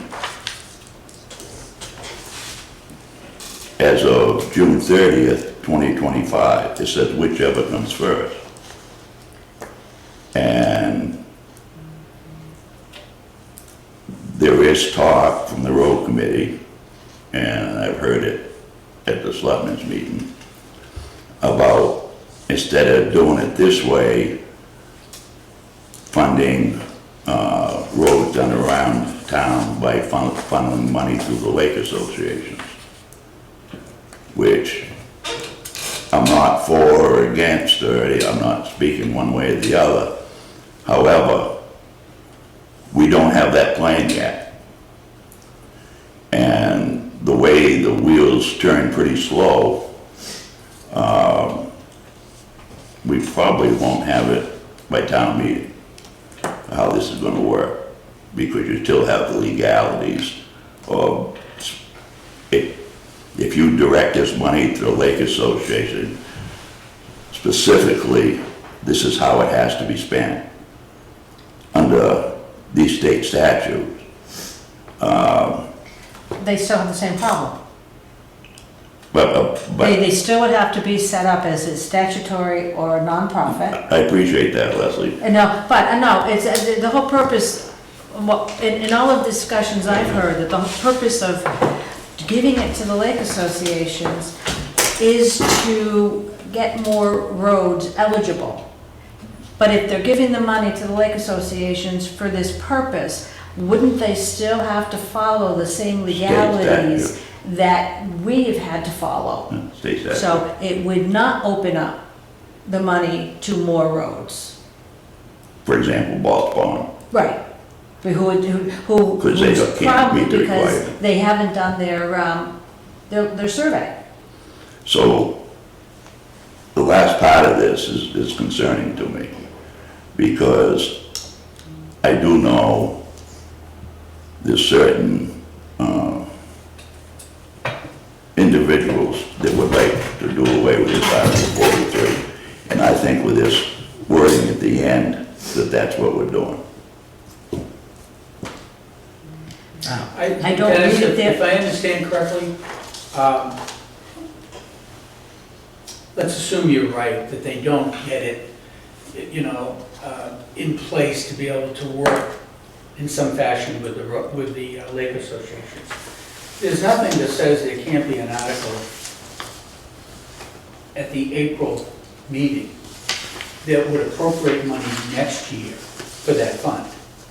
So it's not, I don't believe it's saying to close the fund out. It's just saying, if there's any money there, put it back in reserves, but the town could certainly vote additional money into that fund next year, if the Lake Association procedure isn't in place.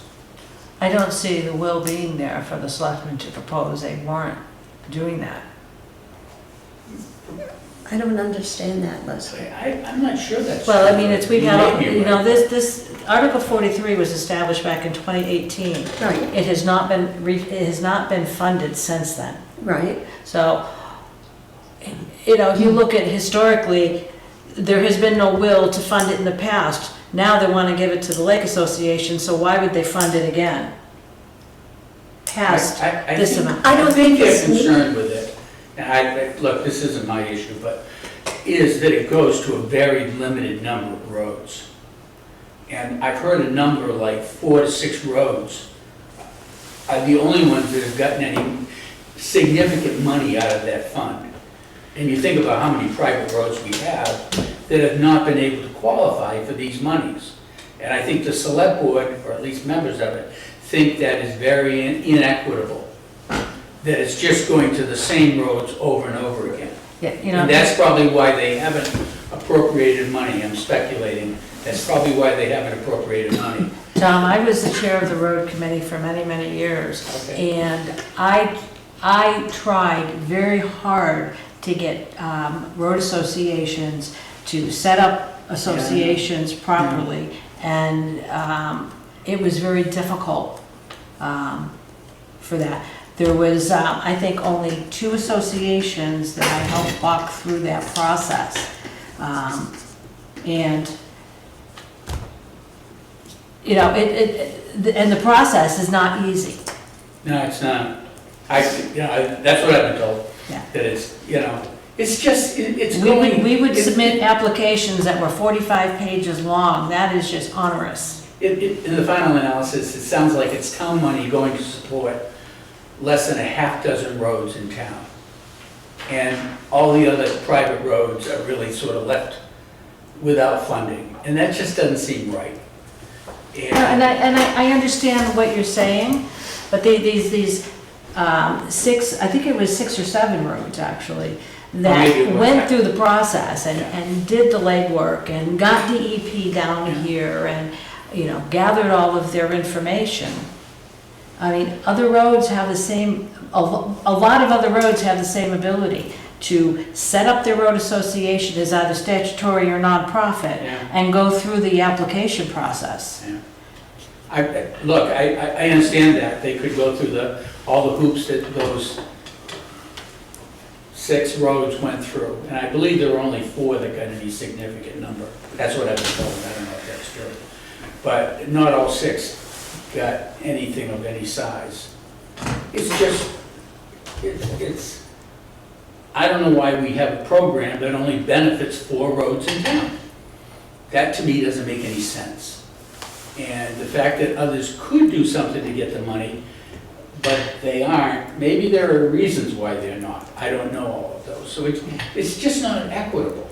But this article doesn't prejudge what's going to happen in July.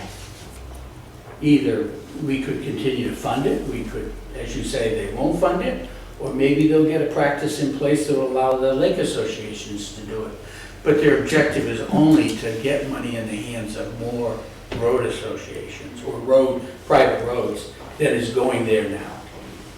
So, Just a couple comments. Number one, I don't see lake associations accepting money that are restricted to the point where they have to be tracked heavily.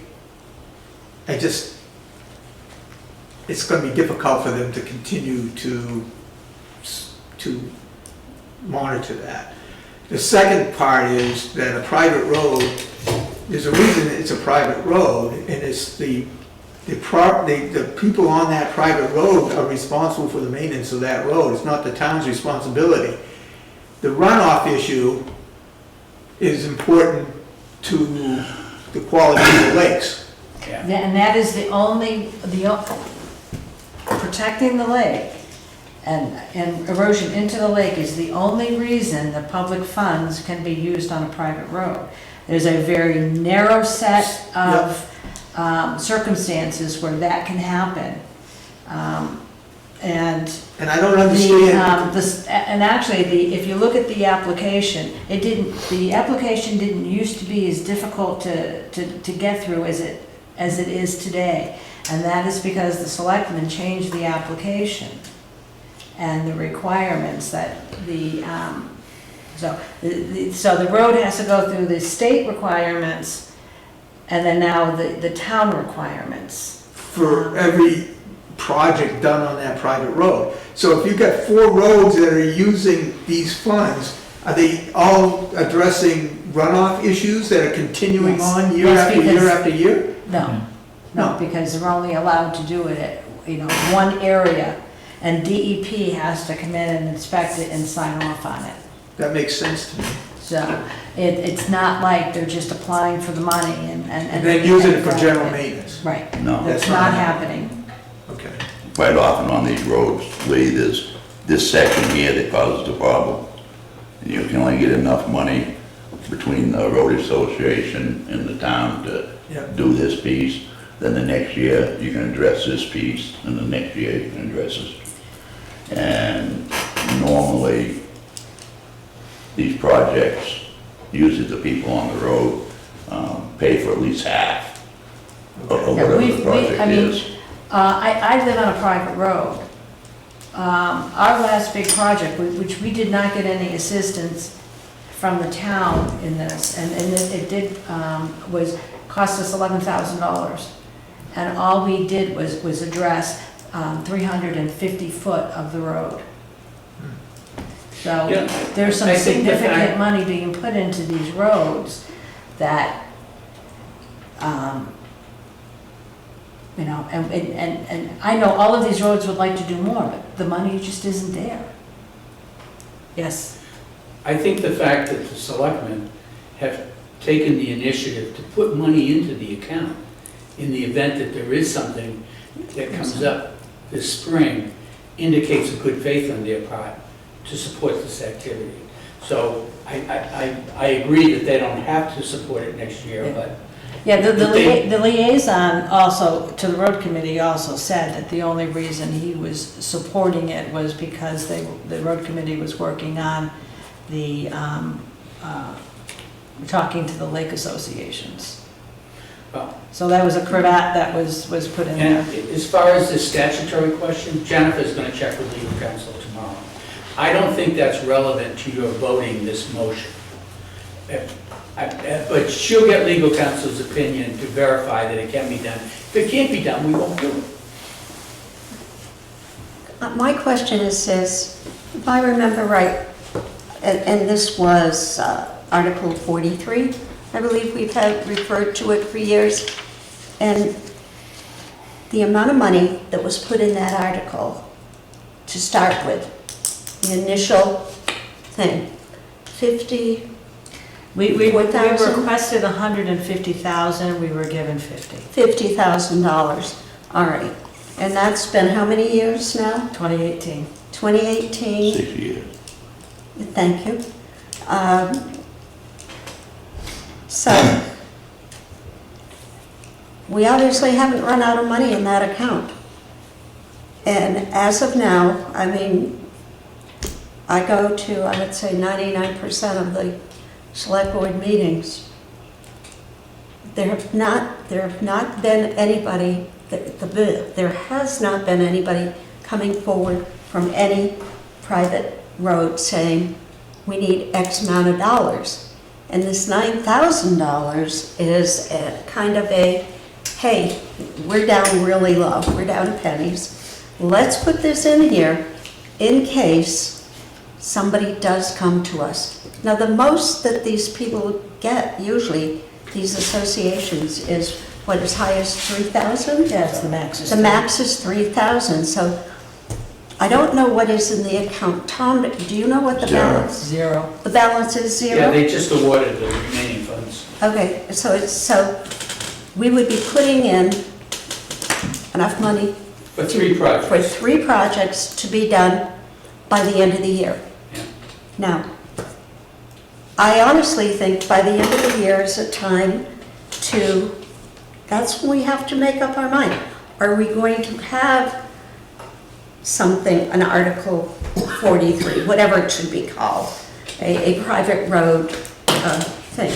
That takes some consideration and some thought, and do the road association. I think some of the private roads are even too small to have road associations. All you need is, no. You know, No, they're not, all you need are 3 residents who want to do it, who want to do it. who want to do it. And so, I mean, I think our question tonight is, we're gonna put the stopgap in case 3 people come up, Yeah. or not?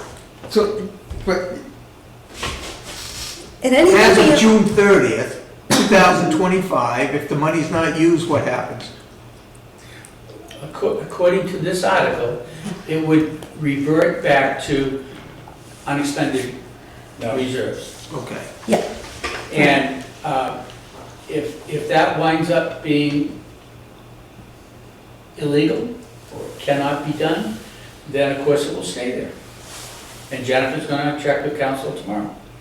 So I think the question for you is, as it's written, this is $9,000 going into a fund that has support for the select board, and the question is, do you support it or not?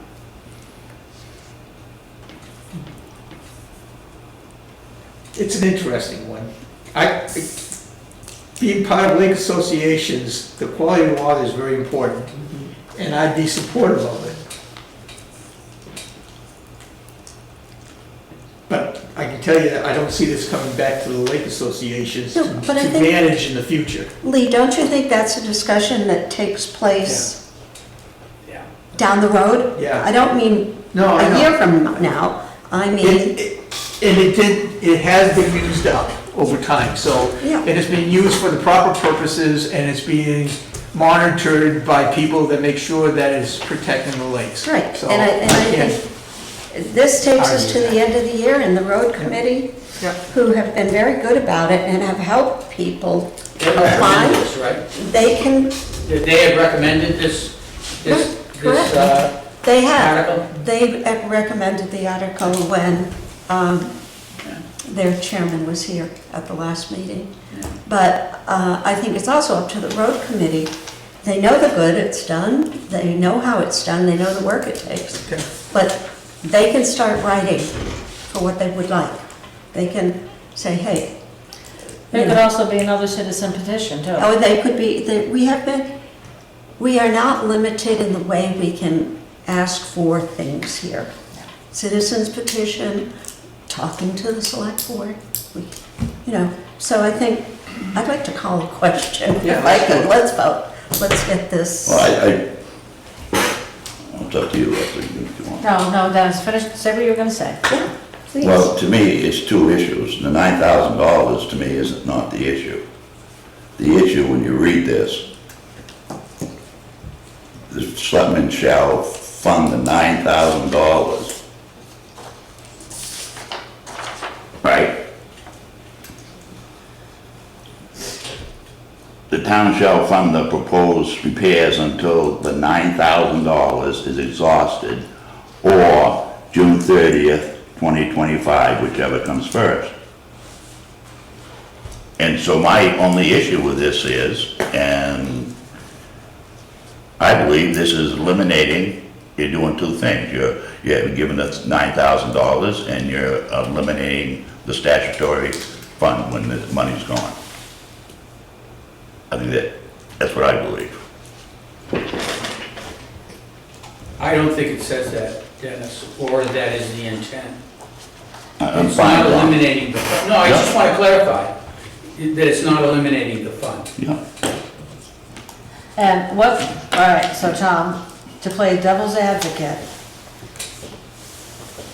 if this language precisely would eliminate the fund, what would happen then? If this It's not your language, intent to eliminate it. if this language would zero the fund out, it would not eliminate it. It would zero the balance out. That's different than eliminating the fund. Okay, because we're at a zero balance now. Yeah, so the fund's not eliminated, it just hasn't been funded. There's nothing that says we couldn't fund it in April for next year. Like, I'm fine with all that. I don't, and Dennis, I don't read it the same way you're reading it. I'm reading it the way Tom is, where it's just that the 9,000 would be, or whatever was left would go back to the undesignated fund, Yeah. which I have a question as to whether they could pull that back out if it wasn't all spent. You know, Because we it was can't, put we in won't, a, obviously, we're not gonna do something illegal. that is my question on it. Well, that's why the money's always stayed there. Right, because they couldn't. It just keeps, and it wasn't used, wasn't lapsed into the unassigned fund balance. Right. Because it's a statutory fund. Right. Right. But that's for another day. Yeah. All right, anything else? All in favor?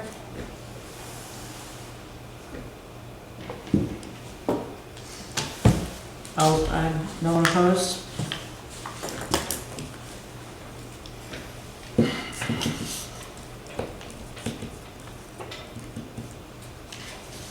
All right, Article 9.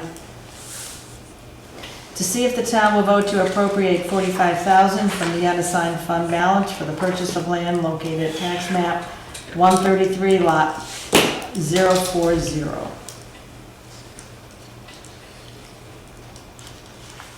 My understanding, this lot size is 0.06% of an acre. Yes, I looked it up today, 0.06. Yeah.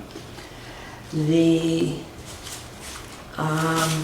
assessed value is lower than the 45. The assessed value is $36,275. Would it be appropriate to appropriate that amount rather than the 45? I assume this number here that they've got is something that the selectmen have negotiated with the owner. Yeah, I know, but we don't have a map, we don't have any dimensions that, Yeah, you can look up online. excuse me? You can look up the map online. Yeah, Well, we know it's like 1/20th of an acre, Joe. yeah. Yeah, because I went to the Yeah. online maps and looked at O'Donnell's Yeah. information that they have posted online, which is where I got the 36,000 from.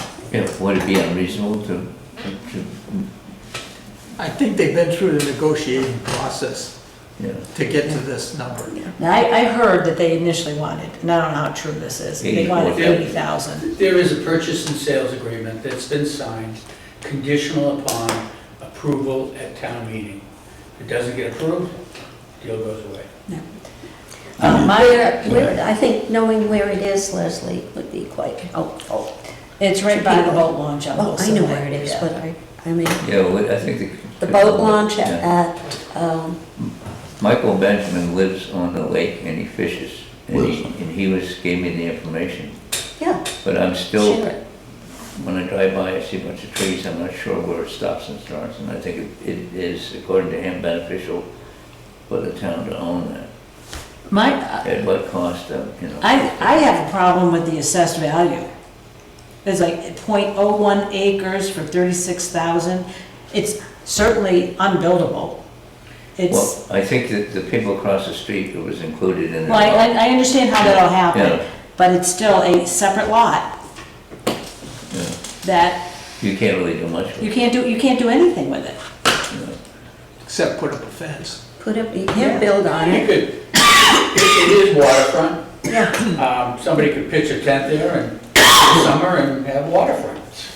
and then a lot of people could park there. Yeah. Actually, they could only do that for what? It's like, not what, 2 unusable, months? it's just, you're not gonna put a house on it. No, but a tent or a trailer can only be there for 8 weeks. A trailer, Yeah. and I'm talking about a tent or whatever, you know, where people go up for the day, it's waterfront. Yeah. You know how expensive that is now, so. Oh, yeah, we know. It's right here. I mean, we're planning on doing something with this property. Making a place to go swim in, Well, the town owns a something. boat launch. well, the town doesn't have any place for the general public to go swimming. You've got the state boat launches, which you can use if you don't mind, putting up with the drugs and the drinking up to Pond's Boat Pond, launches, On It's Swan, Wilson. Wilson. yeah, but it's getting really. And I have had people approach me that You know, do use that boat launch, that there's no reason where the town owns that section from there all the way to Hans Pond. There's no reason they can't move that boat launch closer to the dam.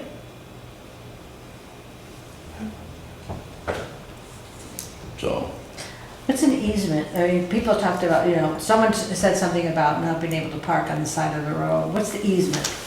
on that road,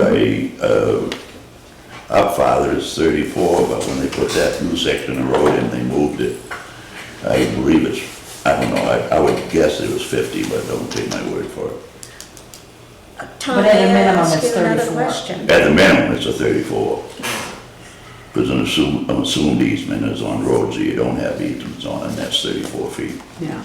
Tom, does the town have any idea what it might, how is it gonna benefit us to have that, the town? Well, the town owns the adjacent property. Right, I've never inspected the site, so I can't verify this, but a number of people have said that in order to launch a boat, you have to protrude onto this piece of property that is for sale. That you cannot launch a boat without doing that. So, they've been doing it for years, and everything seems to be fine. right. This individual has put it on the market. So he's got something in mind with it, we don't know what, because he's obviously not gonna tell us. So Yeah. he's trying to maximize his value. It is more than it's appraised, and, it's a pretty high piece of property to appraise. It's it's a pretty hard piece of property to sell, too. Oh, it certainly is, and I'm not sure, well, either we just leave it the way it is, don't buy the property, and run the risk that something happens that could make our property no longer function as a boat ramp. That's the potential that could happen. So the question is it worth $45,000 to preserve that access that we're currently providing to that lake? And if we think no, then don't buy it. The selectmen, this came forward not by the selectmen, it came forward from the Conservation Committee. Right. They had recommended Yes. this. And what was their argument for purchasing it? Just what I said. Okay. I think, That's the only one that I've heard, Leslie. I think that they Okay. recommend you look into it. It was never really voted yes or no. Oh. Well, they The don't. selectmen Whatever, look they into voted. buying this. The chair of that committee came to a select board meeting Yes. and spoke in favor of the town pursuing this. The select board is just doing this because it's been requested by the Conservation Committee. This is not their initiative. Do we have any understanding of how limited access to Wilson Lake would be if this launch was not available to the residents on Wilson Lake? Does anybody else here have that? Because I don't know Wilson that well. It was my understanding there is no other boat access, but I can't No, believe there there isn't isn't. something. Huh? There isn't. There's no other boat access. No, there used to be one over on Hawk Road that people Yeah. used to use. And that one's been And they closed off. stopped that. And this is the only one and the town owns it. So you have all these residents who, maybe not all of them, they might have boat access on their own property, but a number of them, probably this is how they put their boats in and out. Right. And there are probably renters that go on there that put their boat in, and so In the general public. we would be putting those residents at somewhat of a risk. Have we heard anything from the residents? I think the residents can come out at town meeting and vote for it, and let them express their view on it. I don't think we know how they feel. Or about not, it. or not, yeah. Huh? There was one lady who said about the parking. Yeah. It would create parking My issues. guess is, I don't know how they would vote, but No. that's the purpose of town meeting. Let them figure it out. We're just trying to get it there so the town can make a decision. If I was a resident, I would be concerned about the loss of access. I would too. Ramp? I would too. But one thing down to Wilson, they don't. This public boat launch, they can put any side boat on there they want. So, I'm sorry, what was that, Dennis? I said they can put any side boat on there they want As long as they can, for the public. with the launch, As long as it's travelable. That's what I'm saying, as long as they can get in there. they don't have it, I they don't know, I'm curious what it would do to the property values if you got a lake with no access. I would, it wouldn't help. it wouldn't help, No. that's right. But you always have access because the town owns that section of property where they've been launching. But if they put up a fence, I don't think they can launch it, Dennis. They can't from put what up I a fence understand. they can't put up a fence in the easement, though. No, I don't think we have an easement, that's my point. You I have to, don't- because it's on the road. So Well- there has to be an easement. Well, to the best of my knowledge, we have no rights to use this piece of property for launch, Which is currently being partially used for the launch. which is, yes, some portion. In order to get a boat in, you gotta go on their property, and we have no rights to do that. They're just in the road. Huh? They're just in the road, trust me, I go by there all the Okay, time. well, you know more than I do about that. Yeah. All I know is what I know. I have to stop for trucks and trailers in the road Let me on ask a you regular this, do you basis. think you can get a boat in there without going on that property? I don't know, I never looked at it that way. I don't know, I can't answer Okay, that. but that's the only relevant question, it seems to me, is can you continue to launch a boat there if they put some obstruction up on their property legally, would that make the boat launch inoperable? It would depend on where the actual property line is, which I don't There's a pin know. there now. Is there a pin there? Yeah. All right. Yeah, and I believe people have looked at it, and that's the reason why this is coming forward. So, but to answer your question, I can't answer it, because I've never looked at it. All right.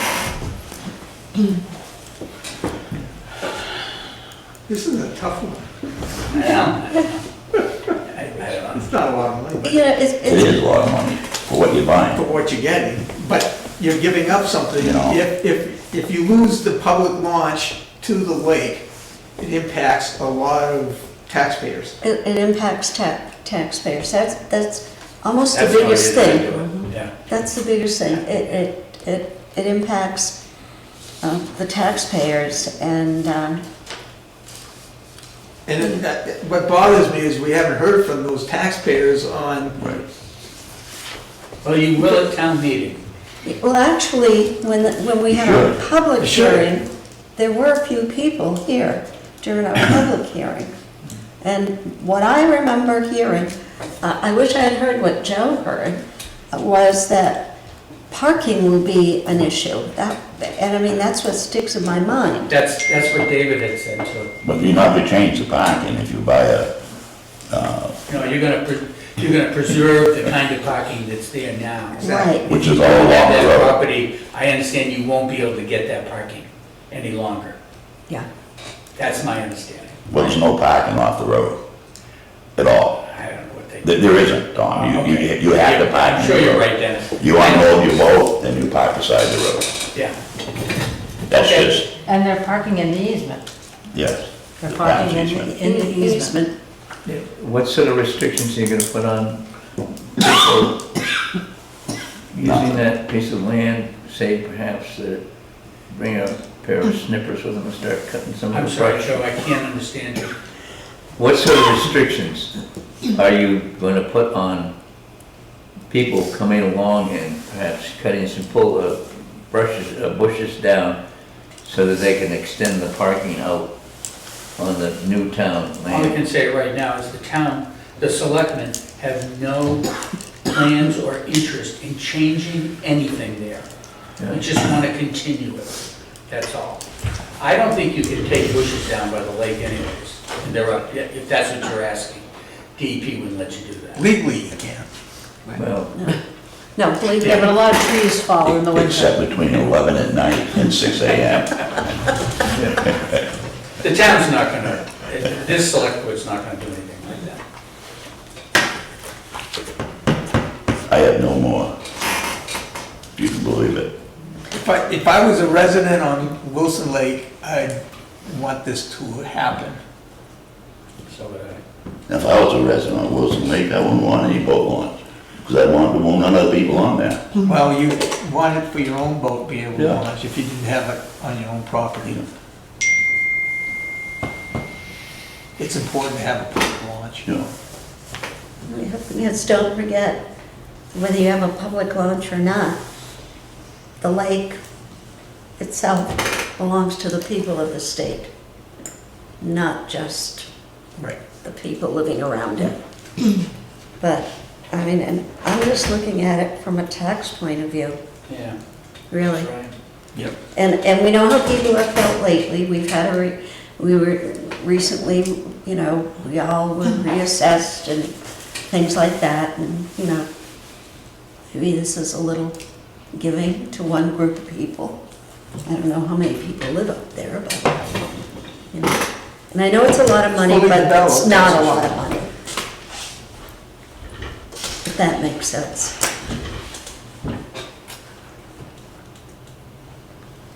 Okay, has this been moved? No. All right, I'll move it.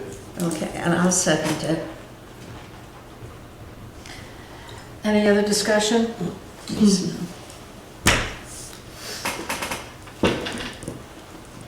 All in favor? All opposed?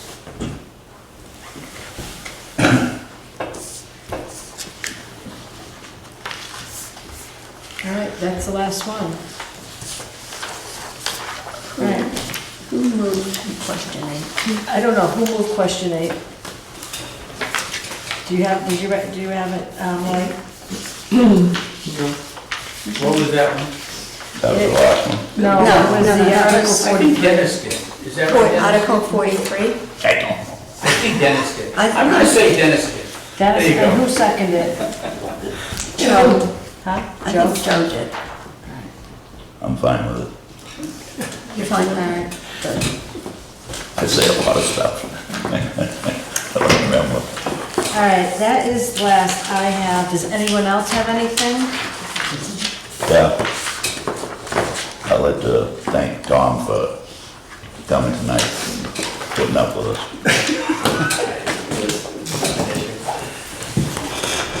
That's all I have. I'll try to make as many meetings as I can. Is there any public comment? Alan, are you good? I don't believe that the town needs to buy land. Now, I understand that somehow the town acquired that little boat launch. Nobody really knows exactly how it happened. And personally, I think that if there should be a boat launch, let the state put a boat launch in there. I think the town should sell the land to the guy that's trying to sell that little piece of land to this town and let him deal with it. The other possibility would be to let the residents of Wilson, who benefit from the state stocking Wilson with fish, etc., let them buy that little piece of property and they can have the boat launch. My feelings. The town already owns several pieces of property which the town will never get anything for. One piece is down the road on the H Road. It's not something that anybody is going to want to buy, to build. I think you'd have a hard time building on it anyway because it doesn't meet any codes. We also own a couple other pieces of property that I don't think the town is ever going to get any real benefit from. One's up on the Old Town Farm Road, and of course we own property on the Highbow, neither of which is going to generate anything for the town. So I just don't see the benefit of the town buying another piece of property. My opinion, take it for what it's worth.